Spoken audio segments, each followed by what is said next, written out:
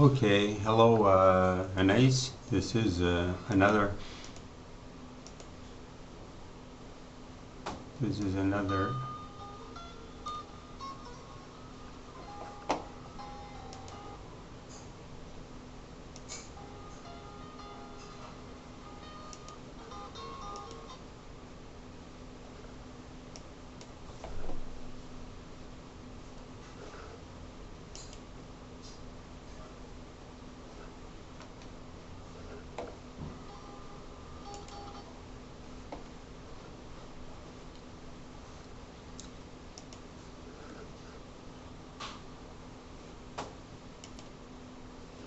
Hello Anais. This is the seventh video about Kalachakra. So we've come quite some way since we started talking about the first difference between Hinduism and Buddhism, but now we're getting on to the topic of Kalachakra itself, and now we see that after the defeat of Baghdad by the Khan Hulagu, the Mongol Khan Hulagu, there is two worlds. One world was the Islamic world, and the other world was this Mongol world. The Mongol world was very cosmopolitan, and it englobed Christian lands. In Russia, for example, the Mongols were Christians, and Muslims. There were Muslim Khans, for example. The dynasty of Hulagu defeated Baghdad and ruled Baghdad for a long time, for 100 years. Well, they ruled Baghdad and they never left. They're still there. Wherever the Mongols invaded, they married the local people, and their dynasties are still, their dynasties were entrenched afterwards, but they were descendants of the Mongols. So in Russia, the royal imperial family goes back to the Mongols, and what happened was that the Mongols, in fact, became like the blueprint for all the political systems of the world, because in this fight between the Caliph and the Mongols, it's the Mongols who won. And when the Mongols won, it's Kalachakra that won. So Kalachakra is actually the blueprint. You should think about this like fish and a net. You don't see the fish, you don't see the net, you see the fish.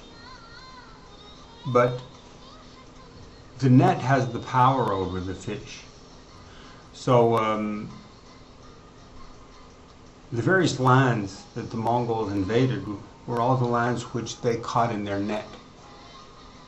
And once they had closed the net and sealed that and tied that up, then all those lands were pulled in, dragged in, and once they had caught the fish, the Mongols ate the fish. So that means that all the kings of those countries, either they submitted to the Mongol and they accepted the Mongol as their lord, as their king, or as their emperor, or else he'd kill them. I mean, he'd make a deal. But the Mongols were very compassionate invaders. They would anybody who would submit to them, they'd offer people, all the kings, to submit to them or to be killed. They'd say, either you submit to me, but the people who were invaded knew that if they submitted to the Mongol, it would be okay. And but the Mongols would marry the local people immediately, the Mongols would have several wives, and among the wives they'd have the local the king. The local king would submit and would give him his daughter. So it would happen immediately. So the Mongol would have kids who were half blood of the local people immediately. 1 year later, the young prince would be there, and he'd take over the rule after the father. So so you see that in every land, if it's in Russia or in Iran and anywhere, the local king will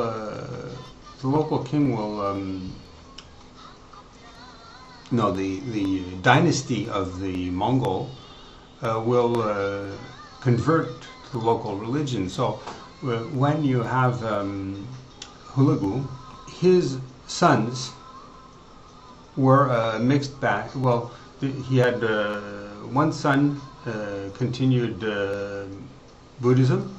There was one son after him who was Muslim, but then the grandson was Buddhist again, and he reinstated Buddhism as the religion of the whole empire, of Hulagu's whole empire, and he was actively trying to convert everybody to Buddhism. So there was a fight for some time between Islam and Buddhism, but the thing is that they were all the children of Hulagu, the grandchildren of Hulagu. So they were all under Kalachakra.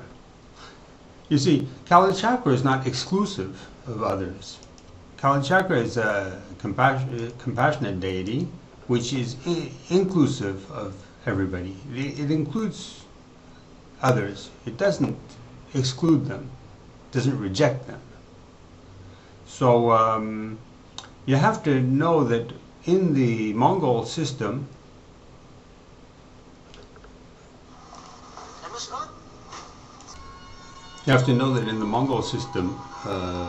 a man would have his own beliefs, but he would be married to a Christian woman. His mother, in the case of Hulagu, his mother was Christian, and probably his kids. So his kids turned out to be Muslim. So and they were ruling this Muslim land. So you see, he was Buddhist, so you had three religions right there inside the household. And when they were having dinner, there was a Buddhist father, Kalachakra, Christian mother and wife, and Muslim kid. So this was, the Muslims were like that.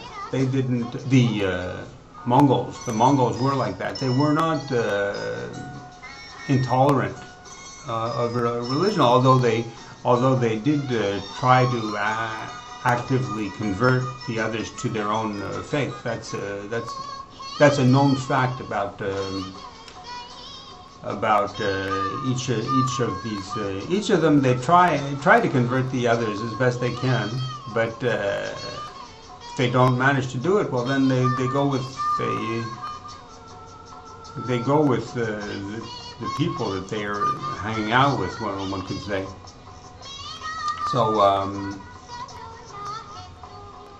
so what I want to make the point of this 7th video is that the modern world, which we know today, is all based on the Mongol blueprint, because they had an absolute power and their empire was the largest in the world. So they streamlined the political system, which was the Mongol political system, which was a very modern system. It was based on the rapid communication, very quick communication, and the unified communication from their headquarters in Mongolia to begin with, but then later they had their headquarters in, they had the Empire of China, then they had the Empire in Russia, then they had the Empire in Iran, and all of these empires were were streamlined, were all made on the same system, which was set up by Genghis Khan. And Genghis Khan had a system of extremely quick communication from his central rule, and he centralized everything.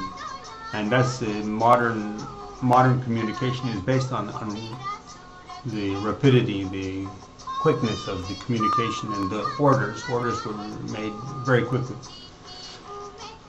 So, for example, you could send a letter from Moscow, and even from Central Europe, to the eastern limits of Siberia, and it would reach immediately. It would reach in 15 days or 1 month, which was unheard of at the time.